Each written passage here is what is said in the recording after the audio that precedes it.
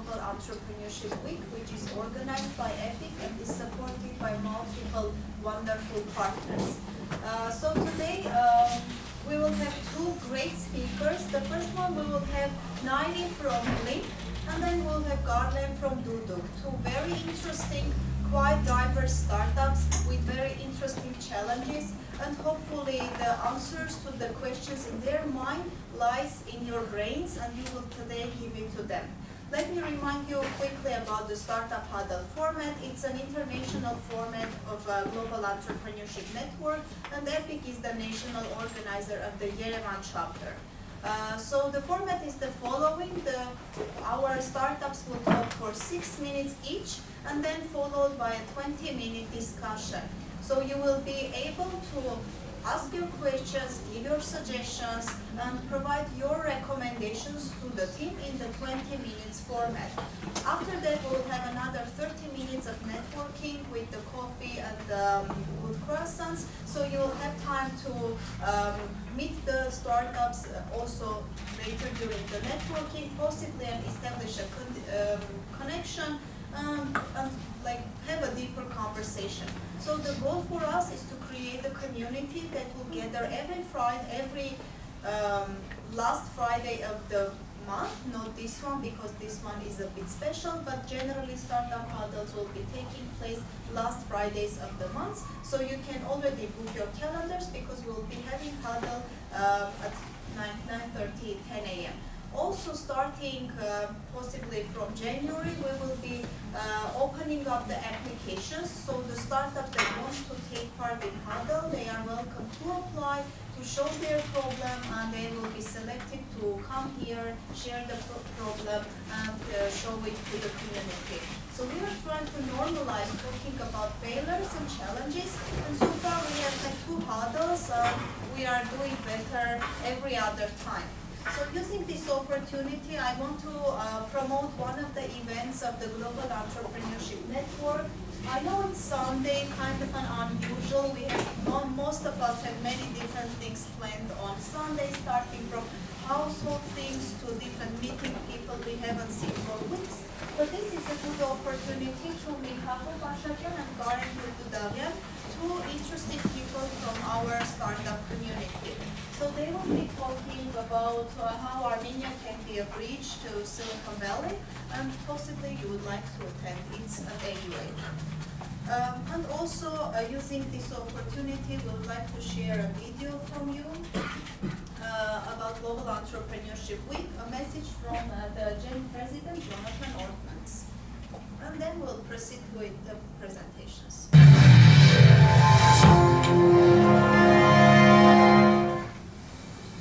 When we launched Global Entrepreneurship Week 16 years ago, we set out with a mission to convince the rest of the world that Silicon Valley didn't have a monopoly on entrepreneurship.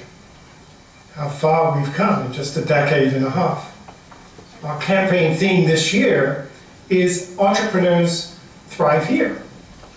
We now have small communities, towns, cities, and nations shouting from the rooftops that entrepreneurship is alive and healthy and something that they support and encourage.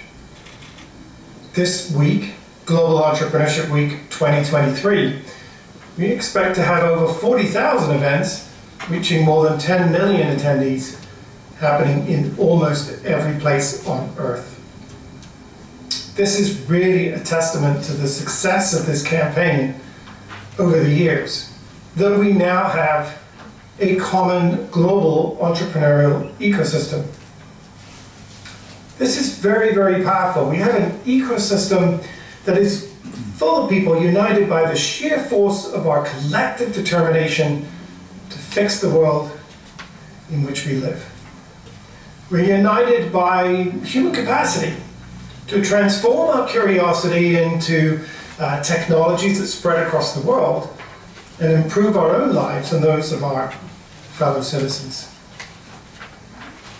So this week we will be celebrating this great spirit of entrepreneurship, and we'll be celebrating what makes your community a home to those with big ideas and bubbling ambitions. We want to know from you what draws out the innovators, the creators, the risk takers, and we'll be celebrating what makes them and your communities a good place to experiment and grow. You know, we're instilling what we hope is a sense of pride in entrepreneurial skills. We hope this week we will have a chance to have more confidence during troubling times, that we can do more together, and that we have more in common with each other than what divides us. Global Entrepreneurship Week is made possible through the Ewing Marion Kauffman Foundation still. We also have the support of companies like Federal Express, who are helping us to take this campaign into communities that have not had the confidence or the path or the understanding of how to join the great global entrepreneurial ecosystems that allow us to unleash our creative potential. I, for one, will be traveling around the world. I'll be stopping in San Francisco, where the United States is hosting the APEC Summit. We're heading to open Global Entrepreneurship Week in China, and I'll be stopping in Singapore. I'll be in Johannesburg, South Africa, where we have our African headquarters, 22 on Sloan, and we'll be celebrating once again with one of our big champions, President Cyril Ramaphosa of South Africa. And we'll be ending in Europe. You know, this year, Europe is especially exciting. Not only do we have an SME summit of policymakers in Spain, but there is also a Web Summit happening in Lisbon, and big thanks to Startup Genome that will be hosting an event for innovators on the sidelines of Web Summit in Lisbon. Before returning to the United States, I know there will be a lot of other things we'll be doing on the road. I know that DoorDash, for example, is providing disaster relief grants to entrepreneurs all over the world who are running local restaurants. We've got WeWork focused in the United Kingdom and in the United States doing events in their facilities, and some people that are just very focused on people from outside of their place of entrepreneurship, like the Hong Kong Science and Technology Park that will be hosting programs for entrepreneurs from around the world. You'll see many of Jen's programs out in full force this week. For example, our Startup Huddle chapters will be hosting activities in 20 cities. You'll see our Gen research teams releasing reports, such as the report coming from South America, where we will focus on what is happening in those markets. We will also see our media team. I know that we'll be doing, for example, a fireside chat with the editor-in-chief of Entrepreneur magazine. Thank you, Jason. And much, much more. But the most important voice will be your voice. So I hope you'll join on your favorite social media channel. Use the hashtag GEW2023 or Entrepreneurs Thrive Here and tell us what you think. And if you want more information, you can Google Global Entrepreneurship Week or go to gew.co.co, and you can certainly find more information there. There are codes for you to be able to get access to what's happening in your part of the world, but also there's also one thing I'd like you to do for me.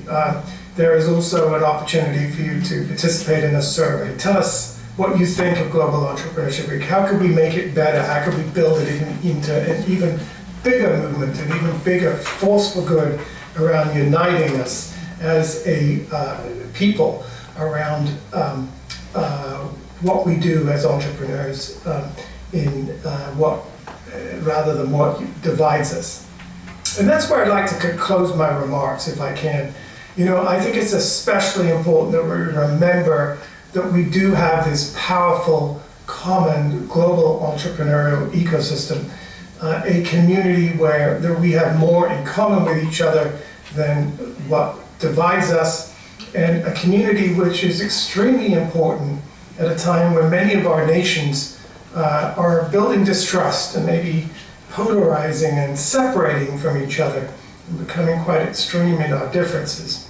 And I think entrepreneurship, and especially a global campaign like this, has an opportunity to remind us that actually we are about improving the lives of our fellow citizens, where it should be about creating things, we should be about sharing things, and that this is an opportunity for us to focus on one thing for which we all have in common, and that is the need for a healthy, safe and stable life and economy.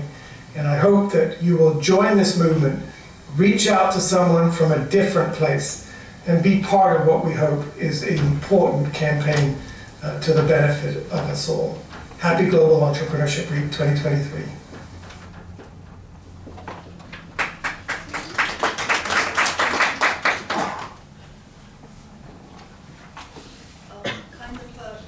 Long remarks, but we're done with it. So as you can see, entrepreneurs also strive here in this building and in this room. And now it's time for us to hear to our first speaker, Nairi from Blink.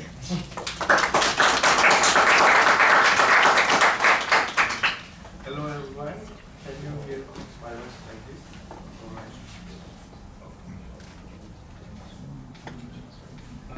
Now? Can you hear me now? Okay. Thanks. So first, thank you all of you for coming.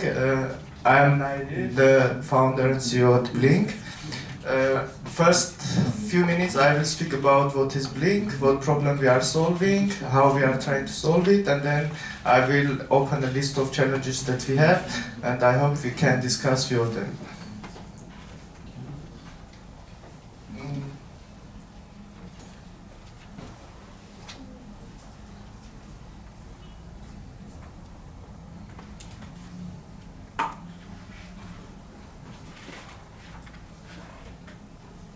So the problem that we are solving is very widespread, and this picture is kind of a good example to show in one picture.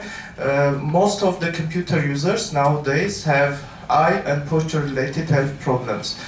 Maybe there are some of our potential users here, and now if we go to the statistics nowadays, like 80% of computer users are using computers in a wrong posture, which means that 80% of the time when we are using computers, we are not sitting in a correct way, and it is very bad for our spine because our spine is connected with other organs.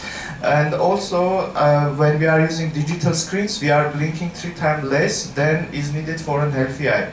And in a few years, we will start to have eye dryness, then eye strain, and then you will have myopia, like was in my case. And another point is that when we are using computers in a not correct way, we can lose our productivity by up to 15%. And why is that? Because if you are slouched, like your brain activity is not at the highest performance because of the blood circulation through your brain, and there are other like headaches, some problems related with sleep, etc. So now we know the problem, and now let's try to solve it.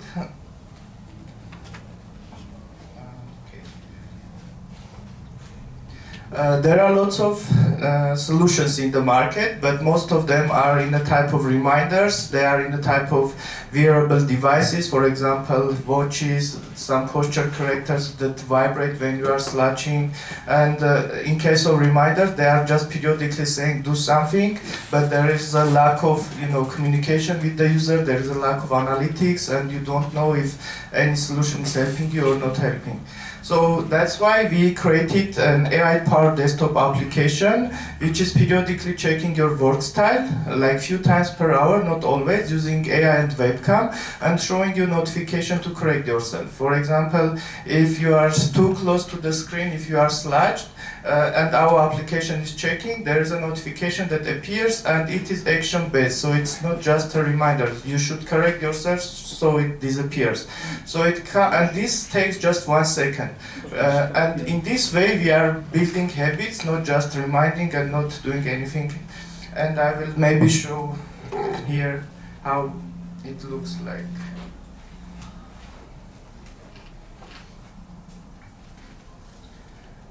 So we have these 3 components, like blinking, counting, distance measuring from the screen, and posture checking. Those are like type of notifications that you will see on your screen when the app is running. And so when any of these notifications come, you correct yourself, it disappears, but you are going back to the normal healthy mode. Most importantly, you can see your historical performance. So over the time, we are showing that in 3 months, your performance will be increased in average by 20%. And by performance, I mean that if at the beginning you were slouching, like you were sitting incorrect, like 8 times out of 10, in 3 months using our application, you will be sitting like 4 or 5 times wrong out of 10. And this is, I would like also to say about this privacy, because this is one of our challenges when we are talking with the users. Our application is using webcam, and the first thing that we are hearing everywhere, you are taking data, but we are not, because the application is designed to work locally, and once you install it, you don't need internet to use it. So this is a short, maybe, introduction. And I have also 1-minute video maybe, so you can see also how the app works. And then we can start discussions.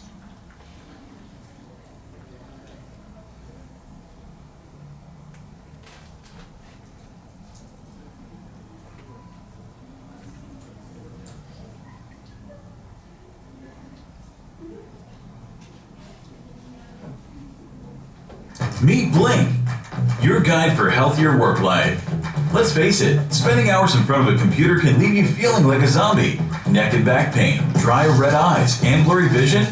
Don't worry, Blink has got your back, and your neck, and your eyes. Blink isn't an average reminder using AI in your webcam. Blink periodically checks your work style and sends you customized notification, which you can set up by size, type, frequency, and screen position.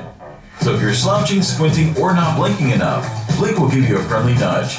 As soon as you correct your posture or blink, the notification disappears like magic. After just months of use, you'll build up healthy habits and increase productivity by up to 20%. You can customize Blink to fit your work style and track progress with your health history. Better yet, Blink works locally without the internet. All privacy, no recording. Keep your health in check and remember to blink. Free trial, just a click away.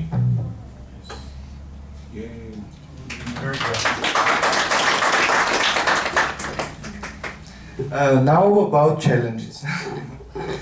So first challenge for us was, and maybe still, like to choose a right go-to-market strategy, because our potential customers are people who are using computers, and if computers have webcam, or they want too much to use our solution that can also buy webcam.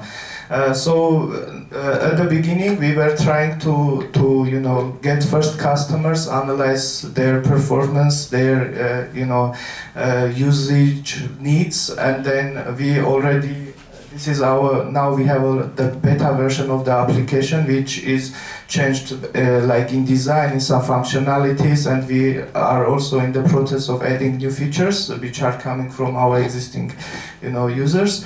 But then we realized that this will be not very easy with our resources to go to B2C market, and we decided that B2B market is better opportunity for us, because most of the time people are at the offices, and many offices they are deciding which apps the employees need or has a right, let's say, to use. It's maybe not about IT companies, but in many industries you are not allowed to use any application you want.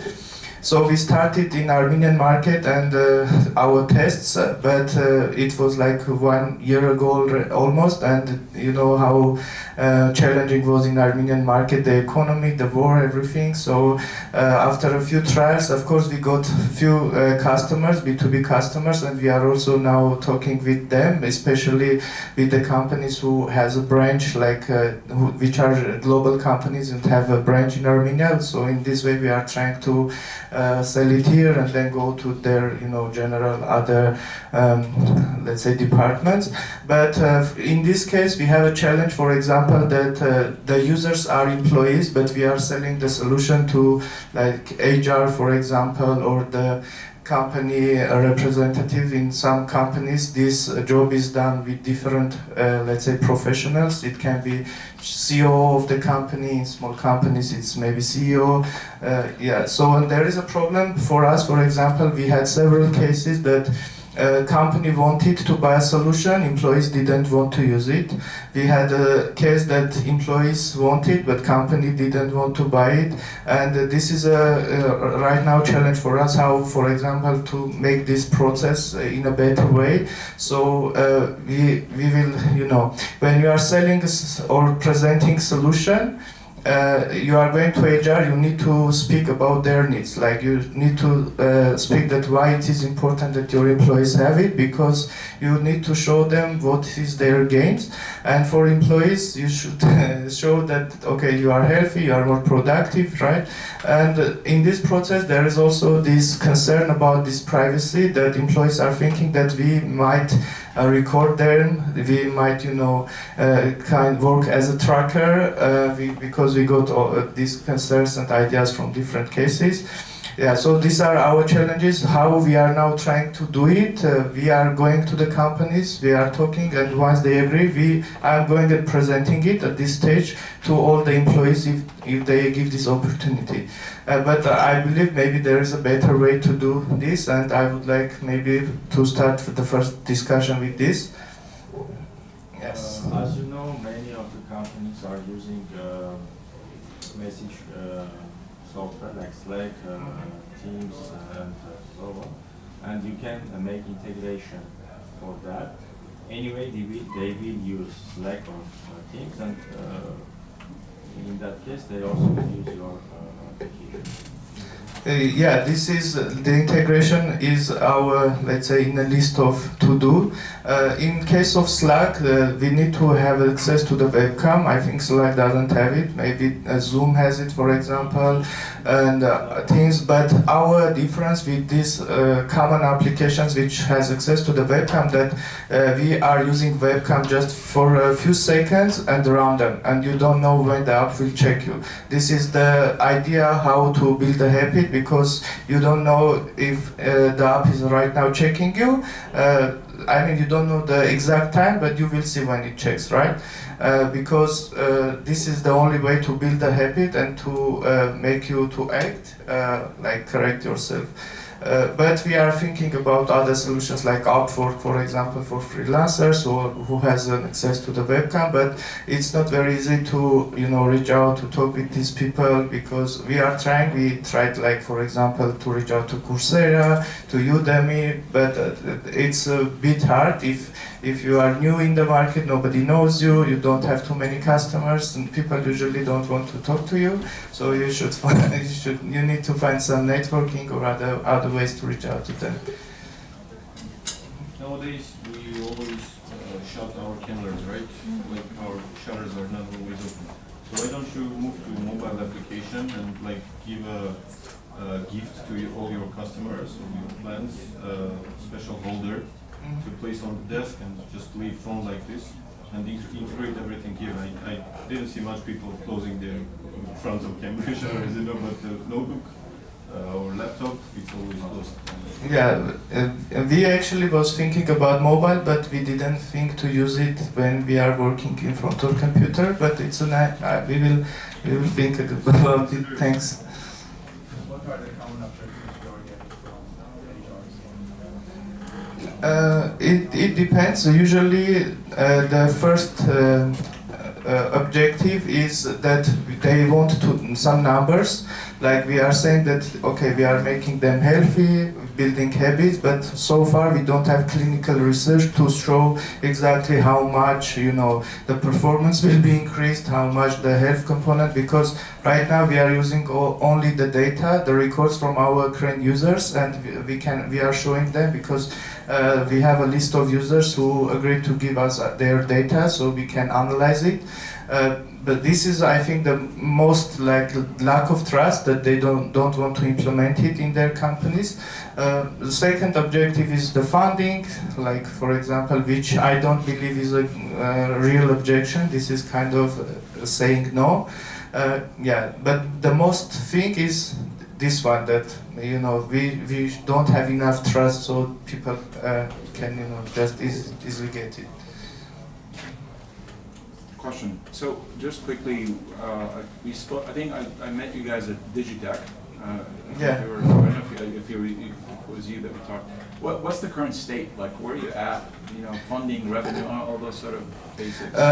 Yeah, we got idea stage funding like 1.5 years ago. Right now, we are planning to get a new investment, and we started to talk already with some venture capitals. But before going to this, let's say, active stage, we are now building the macOS version also, because we had the Windows, but we had lots of Mac users, like around 120 subscribers, and the macOS for US market is essential for us.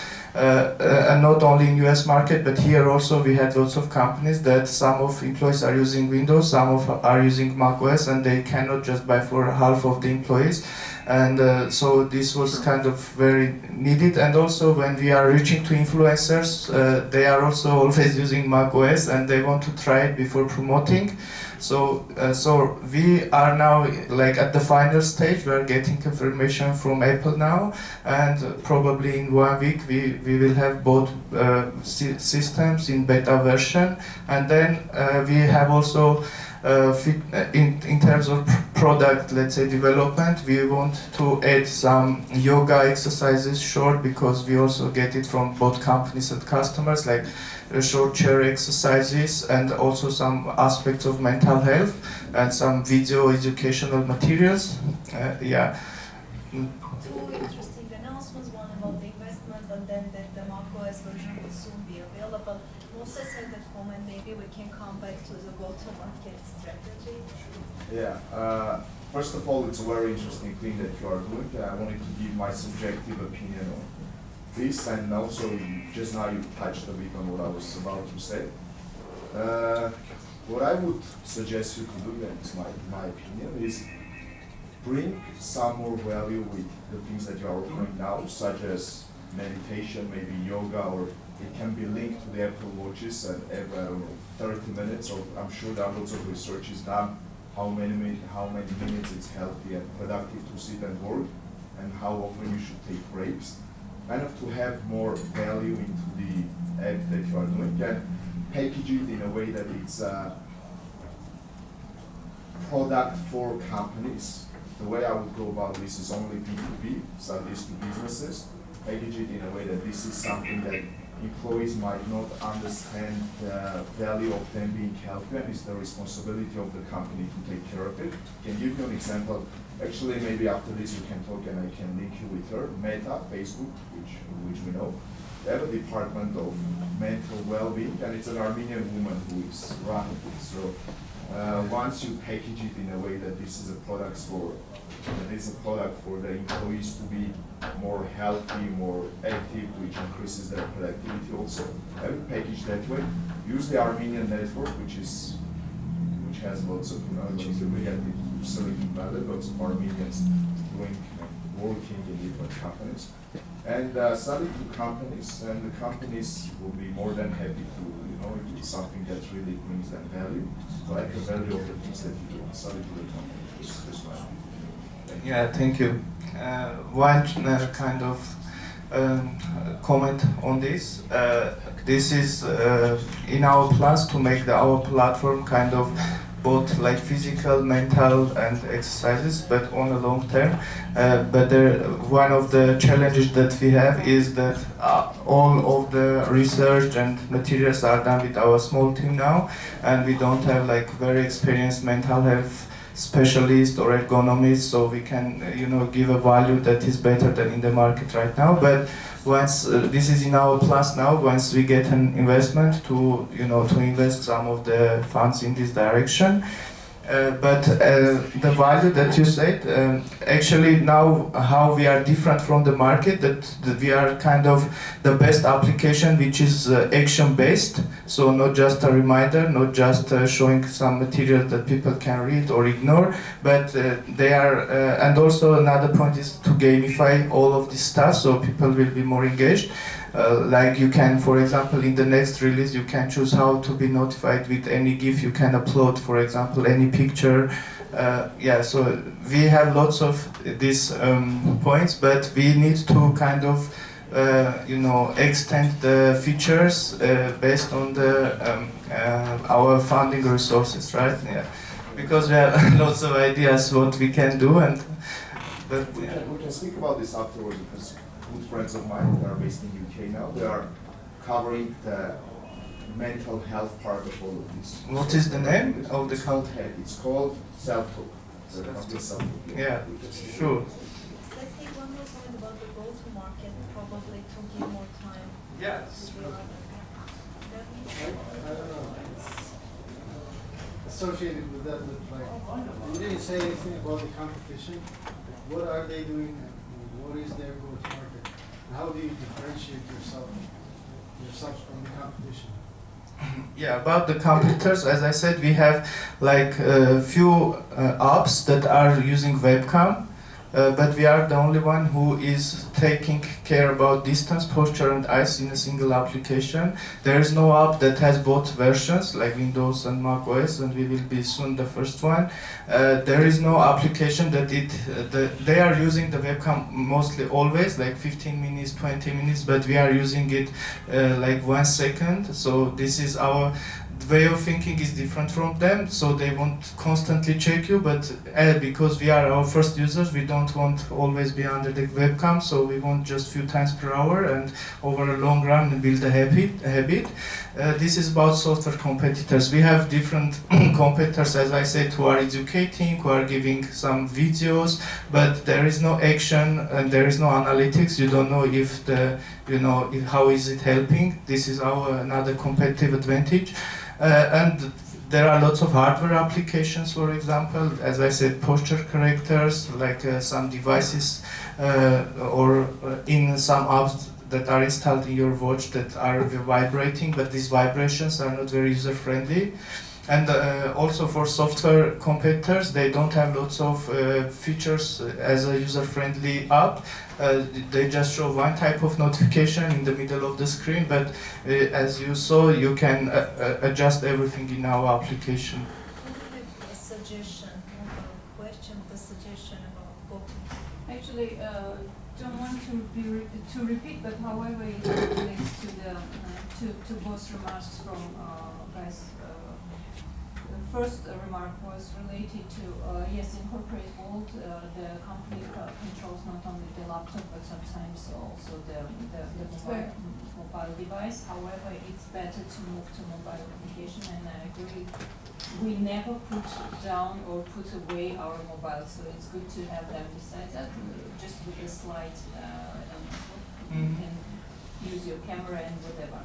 And the other thing, I would suggest, my suggestion is to team up with some of the startups or companies or applications that also have like mindfulness or yoga or some quick stretching things, and maybe to use the quick part from those applications to be linked, however. No need to make your own research or something, so to use something already on the market. Yeah, thanks. Sorry for repeating. Yeah, it was. I forget to say that our third business model is SaaS.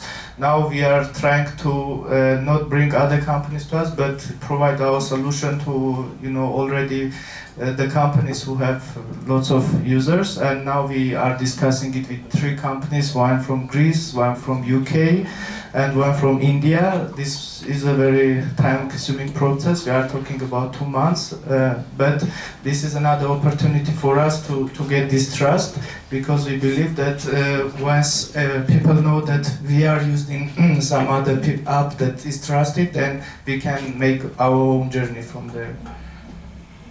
Because we are all receiving, Okay. maybe you can tell us the challenges, and maybe we can just make suggestions and questions from the audience. Of course, we have a network, and you can tell about the suggestions. So if you can tell the challenges or one of them, take a couple of suggestions on this.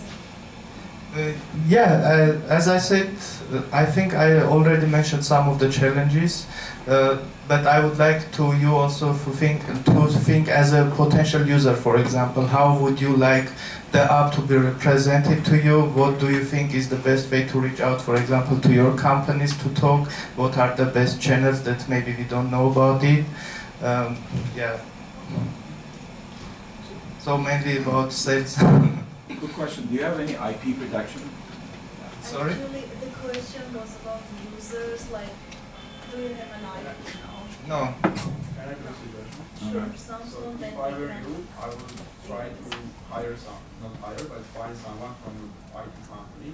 I would give the product to them for 2 months. He or we should be would be ready to give the data to me, and we would make a great use case that after 2 months their well-being increased by 20% or something like this. Then we, this girl or guy, together we approach to the HR of the company and we say that this guy has been increased their well-being by 20%. Let's just replicate this to other team, and I think this will be better because they know this guy and he's not lying. It's actually the use case that you can show up. Samsung? Yeah, I think it's in the same line. Basically, excuse me, you need a lot of data. I mean, intuitively, I think it makes a lot of sense. Most of us do not, it's not gonna work.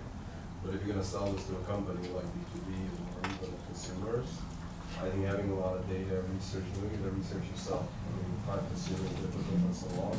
But without numbers, it's, you know, it's a difficult sell. We all know about this, but it needs to be trying to prove it for people to pay money for this. So, yeah. And this is where you could also tap into academia, right? A longitudinal study dealing with how much did, again, it might be a bit difficult here in Armenia because a lot of companies don't have health insurance, but reducing health insurance costs, reducing the amount of time that I had headaches, all those things, a longitudinal study backed by an academic, I think will go a long way. Yeah, if any of you have some connections that are in the same domain, I would be very thankful if you can, share. One more thing, have you ever tried to pay attention to not only the companies but also some events like this one? Because, for example, let's say it's some sort of a medical event, there are all doctors and physicians that are talking about medicine, but everyone was ever doing presentation or speaking about something, they all are using computers and spending so much time on it to create something, to read something, etc., etc. So, and not only that, the medical events, there are many events in Armenia that are going, so you can kind of sneak into that events and say, you know what, you're doing these things, you're using computer, and you're having a headache, your eyesight is getting worse, and your back is hurt, so you may use this to make the stuff. Thanks.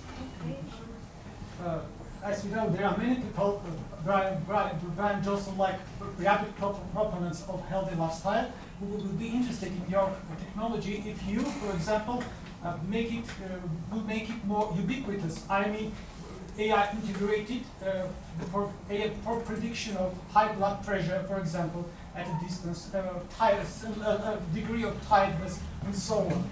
Just suggestion for you to make it more ubiquitous. I want to second that. I would love that.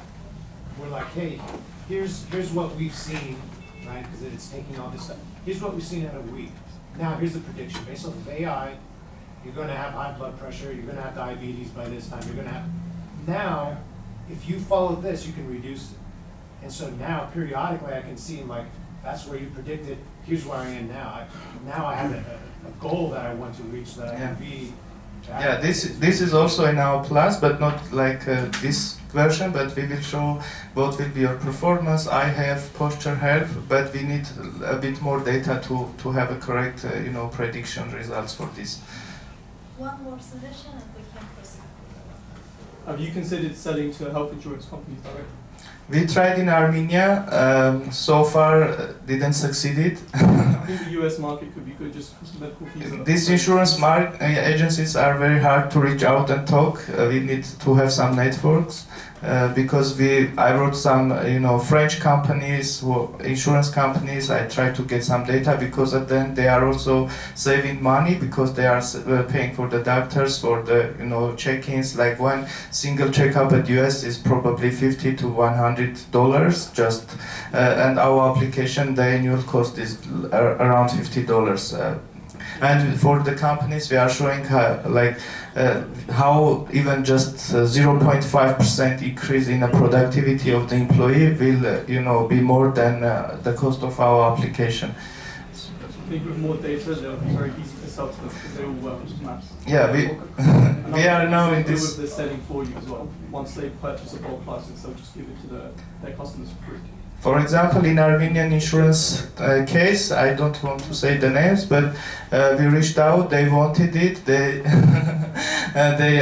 kind of agreed with us because they have a team of doctors, they reviewed our solution, then they went to the employees and they decided that first they need to start with their own employees.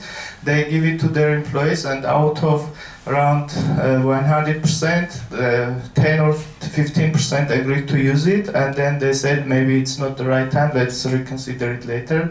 So this is another challenge that I thought that sometimes companies want it, they value it, but employees are not very happy to use it. I'd recommend trying a lot more. All it takes is one company to say yes. Mm-hmm. So you have a large customer base. If you keep trying multiple companies, all it takes is one. Because insurance companies have hundreds of thousands.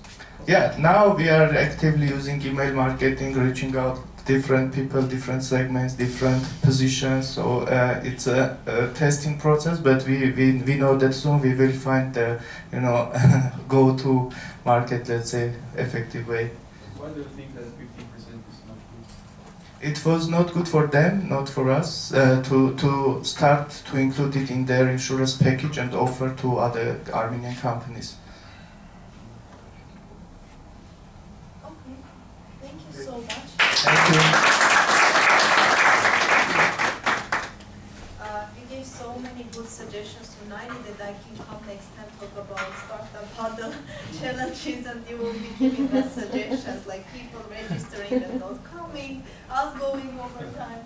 So now it's time to talk to a completely different industry, and we have Garnet from Duduk. Just let me.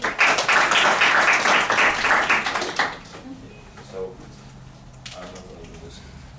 Hope you are hearing that well. Okay. So, my name is Carlen. I'm co-founder and CEO of Duduk. Duduk is a generative music visualization platform that allows you to create visuals without having any professional skills and to create in a minute.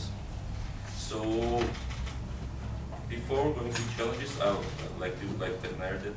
So I'll tell you about Duduk a little bit to understand how we are working, what we are doing.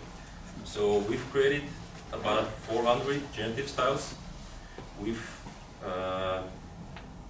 doing very, very deep music analysis based on AI. We are doing 11 levels of music analysis, and we are providing visuals with up to 8K resolution.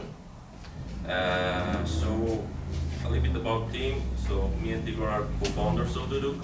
We are both physicists with PhD. We have huge experience in the entertainment sphere. We've done dozens of projects here in Armenia and abroad. We have 10 years experience in this field. We've done a lot of shows, a lot of events, a lot of parties. So we are very well know what's going on in the market. And of course we have a great team, we have good advisors, and also we have good numbers. So we have more than 20,000 users. We have cost per registration is less than $1. So, and we have very huge rate of registration. It's more than 45%.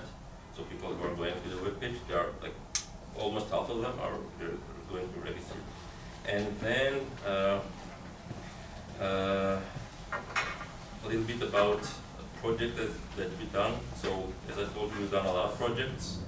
We've been a music visualizer for Serj Tankian, last album. He's a frontman of System of Down. I'm sure that you know So we've done like Porsche Center opening, we've done Scriabin's concert, we've done Carney events, we've done a lot of things. Also we were official music visualizer for FIFA World Cup 2022 in Qatar. So we've done a lot. So, and let's go to the challenges, and like the most frequently asked question is, who need this? So, so we know very, very well who are our clients, who are our users. But the main challenge, main issue is to figure it out which way we need to go to B2C or to go to B2B.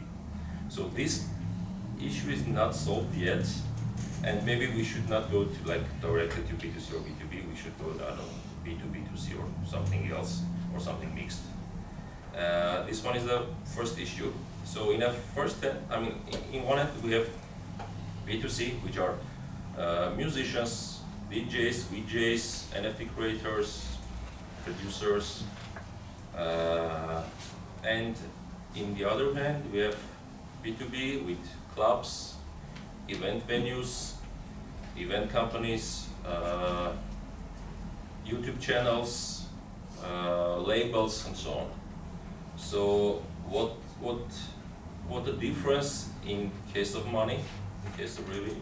So in case of B2C, we are talking about several $10. I mean, it can be $20, $30. In case of annual packages, it's about $150 or something, depends on a subscription plan. In case of B2B, it's thousands of dollars and $10,000s of dollars, depending on a project, depending on a event or so on. So we are now in a stage that we want to understand which way to go, and it would be great if you have some suggestions. If you have any questions about Duduk, I can like explain it, because like in difference with Nairi and his startup, so we are a little bit niche startup. So you should have some experience in this field to know how big is the market, how big is the budgets of events, because not everyone knows that like usual events, like it's about $100,000. I mean, like not the big one. Like average event is you need to have budget $100,000, and like for big events it can be like several $1 million. So I'm looking for your suggestions. It's a first challenge. Yeah. Question, can you just clarify, as you said? Yeah. So this is something that would be used to project something at an event? Yeah, I can show you videos. So in B2C, if for example, if you are a musician and you have a song, you need to somehow present it. Sure. So for example, you want to like upload it to the YouTube. So you can, okay, like put a picture like this, but you can, instead of this, have a good visual which is synchronized with the music. And as we see, for example, for Serj Tankian, so the videos that we created are getting about 10 times more views than the other Serj Tankian's videos. Can we see that video now? I can show some other videos to understand. I think in the early days of streaming music, I think Pandora had something like this on your laptop. It could be kind of visualizing the music. Is that what it is? Actually, like some of our users, like telling us that you are a Winamp or Windows Media Player on steroids, because like we are not like suggesting like just a 2D like simple things. We have like very, very good 3D models. Show us. Yeah, sure. Yeah. Better. Sure. And also we will have some fun also.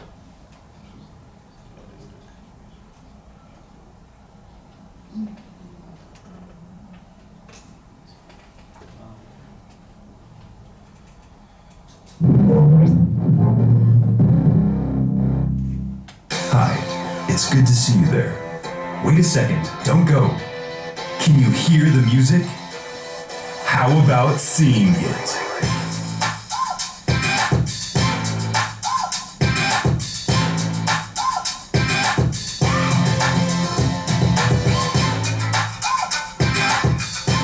Duduk analyzes 11 layers of music. Customize the resolution to fit any platform and screen. The utmost quality. The smoothest transitions. Communicate your music through color.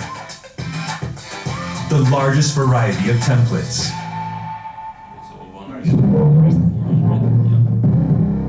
Sign up and visualize. So, follow-up question, Yeah. if I may. Have you, do you use, I assume you use a MacBook or Mac OS, is that correct? So it's it's a web page, so you can go there. No, I'm saying, do you use a Mac? It's a Me? question. Yeah. Do you happen to use a Mac? No. So if you use a Mac, if you upgrade to Monterey, which is the latest version, you know that simple background is actually animated. Okay. Right, so well, one suggestion would be actually approaching Apple, since you have the creds, you know, with FIFA and so on and so forth, for them to incorporate that into the next version of the OS potentially. Okay. Other suggestions? Thank you.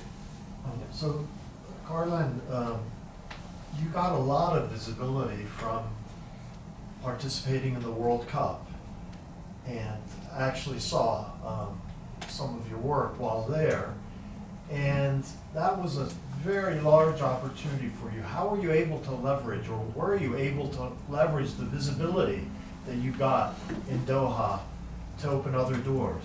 I mean, that's a good example of B2B, right? Yeah. So what happened? So what the main problem is, so we have an agreement with them to not publish it. I mean that we are like official, we can like talk in an audience like this, but we are not allowed to like take public posts and like go to interview. So because only the sponsors of FIFA are allowed to put the name of FIFA right to their name, to that logo.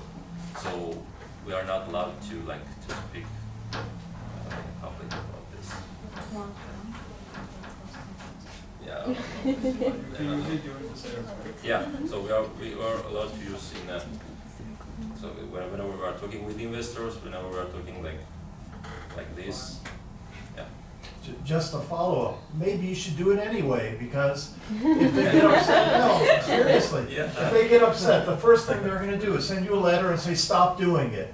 Yeah. But maybe you won't get that letter, and so go for it. Yeah, FIFA, the name of FIFA and like the name of the project helps us very much whenever we are talking with the B2B, I mean in B2B with the companies. So, for example, we've done a Porsche Center opening. We have hopes. So next year we'll do like even like better event than a FIFA. So no, we've done a small part in a Kids Eurovision. So yeah, but it helps when we are talking with the companies. It helps when we are talking with like investors and so on. So, but I don't know. Maybe you're right. So maybe we should start publishing some videos and photos and some other stuff. And so I don't know. Yeah, project time, money are on our bank account, so everything's fine.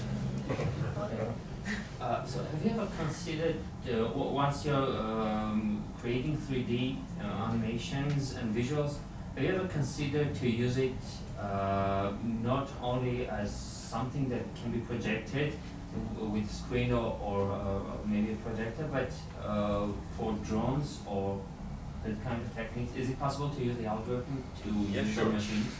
Yeah, sure. Actually, so what is like our main advantages? So we are providing visuals which can be used anywhere, and for example, for drones, like there is a like very tiny resolution. There is like if you are using, for example, 1,000 drones, it's a huge event. So the average one is like about 300. So let's talk about the resolution. It's like nothing. So yeah, it's nothing. So there is no smooth pictures, no smooth images. So whenever, so it's license-free video, so you can use anywhere, everywhere you want to. I'm talking about the video. So if you are using not license-free music, so it's your problem. So we are not like giving you license for your music, so it's up to you. But in case of video, it's like completely free and like license-free. So in case of drone, it's yeah, it's not. Perhaps not drones, but if we just put some, let's say,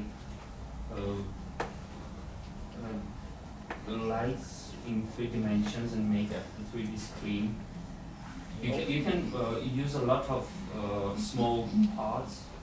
So can we take pixels in 3D? We've, what we've done so as we are in this field like more than 10 years, so we know what kind of videos are needed, and again, one of our good advantages, we can provide visuals with alpha channel. What it means that I'm pretty sure you know what like PNG, so the image without background. So we can provide visuals without background, which can be used as a hologram, or it can be used as a 3D hologram, as you've seen like in Marvel video films and so on. So it can be used in a metaverse. So where you can like put our visuals in a metaverse, and there are a lot of events now in the metaverse, like concerts. Even David Guetta has had his own concert in metaverse, so they can use the visuals in the metaverse. So we also can stream the video. So there's several tools that we have now. First one is like the one is in a web page, is a tool that allows you to create video and download it. The second tool is which we've created for FIFA. It's a real-time visualizer. So we just like taking the signal from main signal from audio console and like analyzing in real time and provide visuals in real time. So it can be used as a streaming. So there are a lot of YouTube channels, YouTube radio channels, and like where we can like put like the music on and provide visuals synchronized with that music. So there are a lot of applications for the visuals, but the main thing is, for me, is now to find out which way to go to B2C or B2B, because like for me, like personally, it's like much easier to go to B2B, because I've been working in B2B sales about like 15 years, and I know how to sell, I know how to go to the companies and provide our products and so on. So, but for example, our advisors like always tell me to stay in a B2C, because like it's like maybe it's diversification, I don't know. So whenever you are losing like 2 clients in B2B, it may be your like half of your 50% of your market. In case of B2C, it's nothing. So whenever you have thousands of users. Yeah. Just about B2C, did you consider to use this generative picture, let's say AI tools, and also maybe ChatGPT, for example? As a potential user, I can just put the name of any song, and then based on the lyrics, you can also, join these generative AI pictures and then create your animation, like. We already have some stars that are working like that. So we are now testing our tools to create visuals, to create an AI visualizer. So now, like our main tool is using AI during the music analysis. So now we are creating a tool that will help us to create visuals also with AI. But the main problem is that to create one image is you need to wait a couple of seconds, or 1 second. But we need to have visuals with at least 30 FPS. I mean, it means like 30 pictures in a second. So in terms of real time, we are like pairing videos. We are creating videos in a 60 FPS to be to have smooth pictures. We have smooth animations. But you can increase this computation power and make this. Yeah, but it's not that easy to like create 60 images in a second. Okay. Let's move to the comments. You, then Lepo, then Samson, and then Tigran. Then we'll move to this side. Should I say? Do you have or are you planning to have some visuals for based on Armenian national songs? So there is no matter what kind of song you are like uploading to the web page. Now we are considering to create some generative styles with Armenian characters, with Armenian symbols and so on. I mean, like to put something Armenian, but not like it should be like it should be hidden, because we've done a project with this Turk in Kazan. We put this tool on the Christmas tree, and we've created some visuals that were acting in the colors of Armenian flag. So in Kazan, we're like in a park, they're like playing the music, and the visuals were in Armenian flag's color. So it was hidden Armenification of our templates, but there is no matter what kind of song you are putting on it. I mean, like so visual depends on, it's synchronized with your music, but there is no like special genre, like Armenian songs or so on. So we have suggestions, for example, for several templates. Like these templates are work better than with like instrumental music or like jazz or rock or so on. But we are not like going to have Armenian like.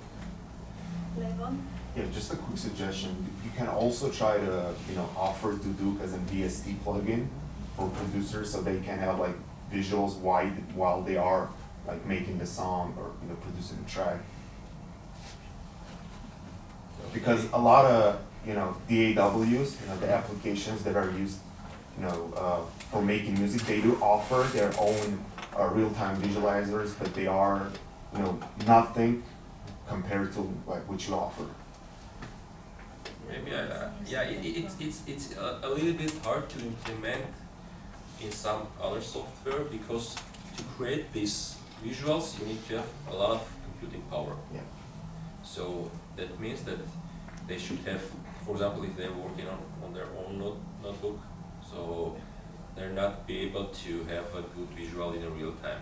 So I don't know, maybe if we somehow go to like the way that we can like decrease the computing power of visuals, but I'm not sure, because the visuals are getting more complicated, and then you need more computing power and so on. So. Yeah, but if I want to generate visual for my song, am I using the computing power you guys offer, like your server? It's on cloud. It's all on your side. Okay. Yeah. Samson? Yeah. So B2B or B2C, I mean, there's two different things, right? If you want to go viral, I mean, and grow it as a large startup and VC type company, I guess B2C is the way to go. But then it becomes a question whether you can do it, this marketing stuff and growing community and things like that. Whether you can be comfortable with that or not, whether you have the time and the resources to do it.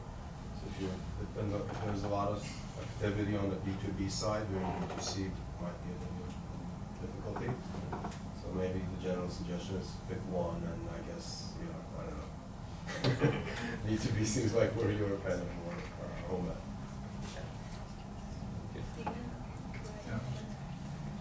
Can you elaborate more on the sales process? So I'm a DJ, I've got invited to play some music in some club. Am I the one who will provide the visuals, or the club is the one who will take the visuals to the It depends who you are. For example, if you are Armen Van Buren, you are providing your own visuals, you're coming with your team, with your sound engineer, your light engineer, and so on. If you are like, I don't know, for example, I'm DJ a new Mills. starter or something. Not new starter, but someone in the middle, not big. So it depends how much you like your job and how seriously you are going to, how much you want to like grow. For example, if you are like So there are a lot of DJs who are creating their own visuals, but there are some DJs they're just for $100 or $200 salary, like going to have some fun there, and they don't care what's going on in the background. So in that case, the company or club or event venue, like providing the visuals. Yeah. So the ones who are creating their own visuals, how they do it now without? They are just buying or like downloading loops, like pre-made visuals, which are not synchronized, of course, with the video. They're just like But a lot there of are some who are synchronized, right? no. Like mini events Loops, yeah, no. It should be like custom made.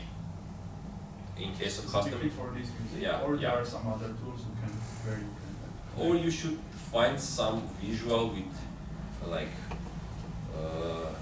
with your music, I don't know, with beats, but it's not always like that. It will be very hard to find the visual which is synchronized with your music. It would be almost impossible. So in case you have like very simple music, like simple beats, maybe you will find something where you can like scale your visual and to do. How is happening with David Wettel's when they have some experts? They are creating custom visuals. So the For artist, each music? yeah, the visual artists are creating visuals for that song, and it takes a couple of weeks, and it like costs a couple of $1,000. I think the problem is here that like you either don't have money to produce, so you are a new starter, or you have enough money but you need to pay $10,000 for one music. And with your tool they can do it like with $50. Yeah. I think like why DJ don't want to do this? I think they don't know about us yet. You try to reach them out. Yeah, of course. We have influencers, DJs, influencers that are using our product. We've done a lot of parties here. For example, there were a DJ from Afterlife. He came here, and we were doing a great show in Highfield. So we were in Garden Temple. So there were a huge event in Garden Temple. So there were again like famous DJ. Are they paying you? Yeah, sure. And they continue to use your product? Or? In case of parties, it's a B2B and it's like one-time sale. So, but No, I mean the DJ itself. no. The company, event company who like organizing everything, they are paying for being there. And what about the DJ, the guy who is going everywhere? So there are some DJs that are creating their own videos for their own songs and like providing them during the events, during the concerts, and, I don't know, maybe YouTube and social media. So Okay, let's move to the suggestion part, guys. Suggestions, B2B, B2C, you had your Yes, raised. it's a suggestion about how it works. I'd like to ask, does the algorithm recognize sound, like what it is? Is it a human voice, or can it differentiate? Is it a trumpet sound or piano? What musical instrument is it? And if it does, do you use it? yeah, sure. There's a lot of, as I told you, it's 11 level of music analysis. So of course we are doing like a simple spectrum analysis, frequencies and so on. Also, there's a lot of tools that can provide you. So we can help out. They can help us to understand what's gonna be with the music in a after like 10 seconds or 5 seconds, and we can like change the mood of the visual because of that data that the AI provides us. Are you analyzing the data and so generating? It's like it's in a real-time mode actually. So it's like there's a very small like difference between. It's not okay. There cannot be like perfect real-time tool, but it's like about a 0.005 seconds delay, so you're not gonna feel it. Okay. You mentioned in your comments that I would like for you to support us once again on metaverse technology, which is rising. It will reach in $13 trillion in by 2032, and use all the stuff, AR, VR, Web3 technology, which is spreading like a virus nowadays. What do you think about it? You know what the main problem with the metaverse is they cannot provide like streaming with like huge data. I mean, 5 megabyte for metaverse is like in a real time. It's like very like big amount of data. In case of whenever like we are using, so we can provide visuals them. I mean, like not in real time. We can create some visual and provide them, and they can use on metaverse after like created video is like on their metaverse. But there's a problem. So they're not now solving that problem that because of data that they can transmit, you cannot provide good visuals with a good resolution. So, but we are working with that, and we are working with a company who's creating his own crypto market, and so it's crypto market is the other option to go, and so we are working with Web3 and so on. Also we have Also we have a new channel. We are now working with the company in healthcare sphere. So we are working on we are researching. We are preparing a scientific paper to understand how our visuals will act on mental health care, and we are working with the company who's they are working with kids with autism. So we want to create environment, immersive room for them to calm them down, and then to start working with them. So to calm them down with the music, to calm them down with the visuals, and start working like to increase the effectivity of them. Thank you. How does the current picture look like? How many corporate users you have and how many individuals you have, and in terms of the revenue, what percentage of the revenue comes from individuals? So we have about more than 20,000 users, B2C users, and we have about 15 B2B users. So difference between revenues is about 12 times, like the B2B is 12 times more than B2C. Yeah, then I would focus on B2B. Yeah, so that's why I'm thinking of going to B2B. You know what the main problem is?